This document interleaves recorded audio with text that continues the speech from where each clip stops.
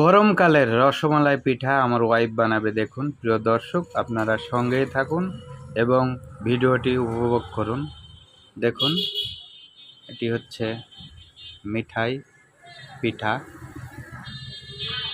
পাউরুটি দিয়ে এবং দুধ দিয়ে কিভাবে কি করে ভেজানো হচ্ছে দেখুন। আপনারা আস্তে আস্তে বানাচ্ছে। দেখুন, এই যে দেখছেন, খাঁটি গরুর দুধ বানানো হয়ে গেছে। দুধ দিয়ে মোটামুটি ভেজাচ্ছে। দেখুন প্রিয় দর্শক,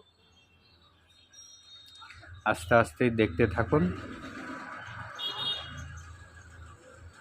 অনেক সুন্দর সুন্দর সুন্দর পিঠা আমার ওয়াইফ বানিয়ে থাকে।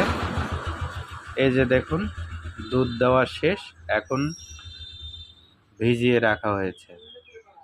দেখেন থালে কত সুন্দর না লাগছে, অসাধারণ, খুব টেস্টফুল খাবার।